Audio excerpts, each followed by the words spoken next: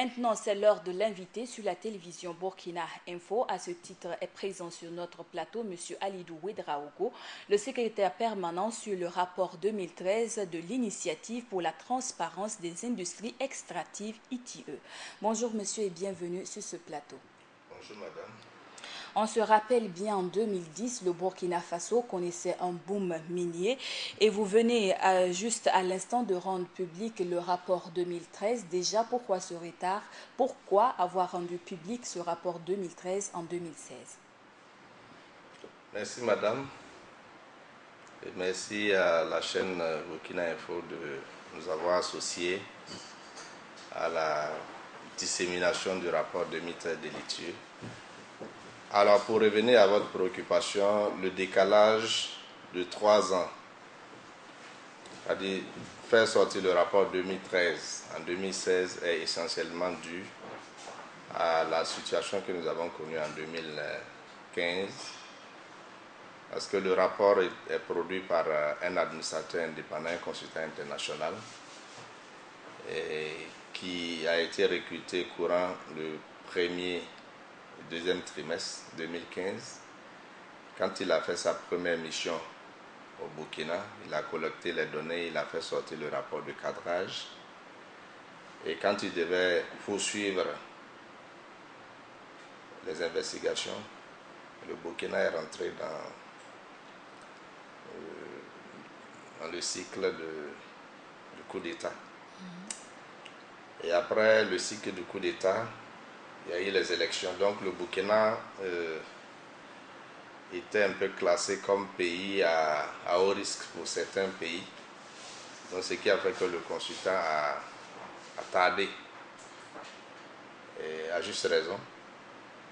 Et ce n'est qu'en début 2016 qu'il a fourni tout le document. Et ça a fait l'objet d'adoption par le comité de pilotage. Alors, le Burkina se classant pratiquement à la 4e place des pays producteurs d'or en Afrique.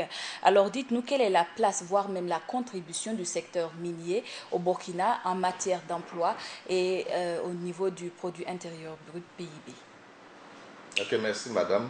Je pense que effectivement le boom minier a des avantages énormes pour le Burkina.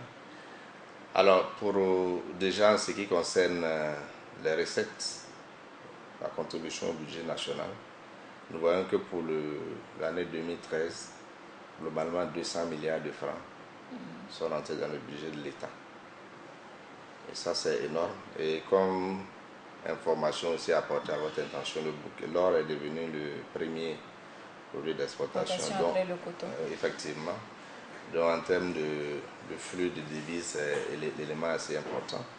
Alors en termes d'emploi, pour l'année 2013, sur un total de 7000 emplois créés, des emplois directs, c'est-à-dire que c'est des chiffres qu'on a des sociétés minières industrielles, nous avons globalement 500 emplois pour des nationaux. Donc ce qui montre un peu une dynamique. Et surtout aussi, il y a des emplois qu'on appelle des emplois indirects liés à l'effet de l'or. Vous savez, quand on prend des sociétés de transport, il y a des sociétés de transport qui transportent le personnel des miniers, il y a des restaurateurs, il y a des boulangeries, il y a des sociétés de production d'eau minérale. Donc si on capitalise tous les effets en termes d'emploi, en termes de contribution, nous voyons que c'est énorme pour le Burkina Faso. Aujourd'hui, on sait le secteur, le prix de l'or a connu une baisse environ de 9% entre 2012 et 2013. Alors, quel est l'impact de la baisse du cours de l'or sur les revenus que connaissent déjà les Burkinabés? Effectivement, la baisse du cours de l'or, c'est vraiment un des éléments préoccupants pour le gouvernement burkinabé. Parce que déjà en 2013, on se disait que si le cours franchit le seuil de 1200 $, donc nous serons dans une situation de risque et certaines sociétés minières vont devoir fermer. Alors donc, actuellement, en 2013, on tournait autour de 1400. La conséquence immédiate, c'est sûr que certains l'ont observé au niveau de notre tissu économique. Il y a eu beaucoup de licenciements. Certaines sociétés minières ont gardé seulement le personnel indispensable. Et certaines sociétés minières qui devaient effectivement venir s'implanter ont dû différer la période d'implantation en espérant que les coûts vont remonter. Donc, globalement, ça a un peu freiné la dynamique de l'activité économique liée à l'or et éventuellement les activités connexes. Vous remarquerez également que certaines sociétés de prestation de services ont dû carrément fermer également parce que les sociétés qui sont censées consommer ces produits-là se sont contentées effectivement de garder le strict minimum. Alors, qu'en est-il de la transparence au niveau de ce milieu que l'on joue souvent opaque avec des sociétés écrans qui s'occupent des contrats et même voire des licenciements abusifs? Qu'est-ce que vous avez pu rencontrer dans le cadre même de votre rapport? Ok, donc au niveau du secteur minier, c'est vrai, il y a beaucoup d'informations qui circulent. Et parmi ces informations, il y a des informations officielles, mais également il y a des informations qui sont non officielles, mais qui dégradent un peu le secteur. Alors il faut dire que le secteur minier n'échappe pas aussi à la règle générale de la gestion des affaires au Burkina. Vous voyez par exemple une société minière a des actionnaires. Une société minière, les actionnaires attendent des dividendes après effectivement des cycles de production. Une société minière a un objectif également de recherche de profit. Alors maintenant, dans la gestion, dans la façon de faire des sociétés minières, l'État ne s'ingère pas. C'est des opérations internes. Par exemple, quand une société minière décide de déléguer la gestion de son personnel à une autre entreprise, l'État ne peut pas réglementer ces aspects. Ce que l'État fait, l'État s'assure qu'effectivement les exigences qui sont contenues dans les conventions minières sont respectées, notamment le paiement des impôts et taxes, c'est exigé. Maintenant, les dépenses sociales obligatoires. Par exemple, si une société minière a prévu, dans le cadre d'une convention, la construction, par exemple, de 100 salles de classe, et c'est une obligation pour l'État de suivre, effectivement, de constater que les 100 salles de classe sont construites. Bon. Alors, Monsieur Ouedraogo, ce n'est pas pour vous couper, on a moins de 2 minutes avant la fin de cet entretien. Alors, pourquoi avoir choisi rien que 29 sociétés minières alors que l'on sait qu'au Burkina, il y a plus d'un millier de sociétés et pourquoi n'avoir pas pris en compte aussi le secteur de l'orpaillage, voire aussi des comptoirs de l'or? Merci Madame pour cette préoccupation assez essentielle.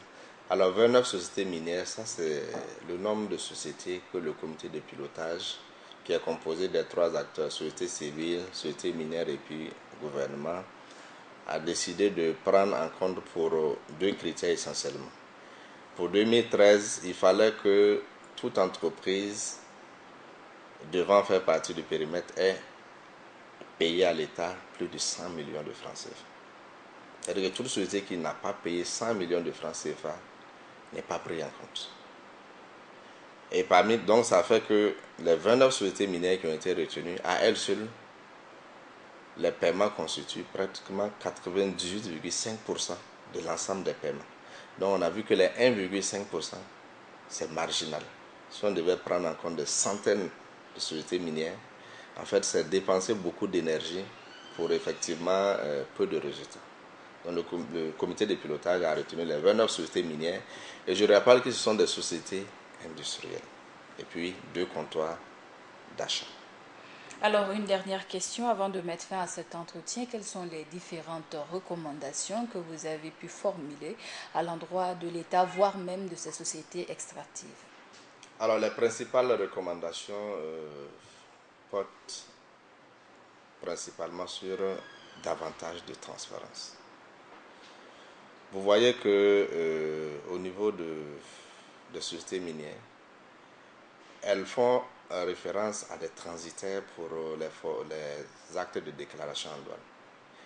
Et généralement, quand ces transitaires font ces déclarations, il n'y a pas une information détaillée pour les sociétés minières. Donc, c'est-à-dire entre les sociétés minières et les transitaires et l'État, il y a disparité d'informations.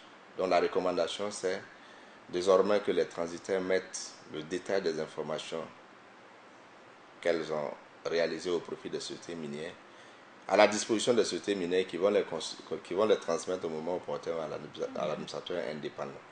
Deuxième chose, que l'État, effectivement, prenne des dispositions pour que le champ de l'orpaillage dont vous avez parlé tout de suite, qui échappe aujourd'hui au contrôle de l'État parce que c'est vraiment l'informel, que ce secteur-là puisse être maîtrisé. Parce que nous voyons qu'entre les déclarations d'or officielles qui reçoivent des documents qui sont à notre disposition et les informations que nous avons au niveau du ministère des Mines, il y a un écart. Ça veut dire que l'informel, l'or sort de façon informelle par les orpailleurs entre griffes. Et ça, c'est des manques à gagner pour l'État, pour notre économie. Merci beaucoup, Monsieur Alidou Ouedraogo. Merci d'être venu sur ce plateau. Merci, madame. C'est tout pour cet entretien avec M. Alidou Ouedraogo, le secrétaire permanent sur le rapport 2013 de l'Initiative pour la transparence des industries extractives ITIE. Et c'est tout pour cet entretien qui met fin au journal du 13h sur la chaîne Burkina Info. À tous ceux qui nous ont suivis à Gawa et partout ailleurs dans les 45 provinces de Burkina, en Légui.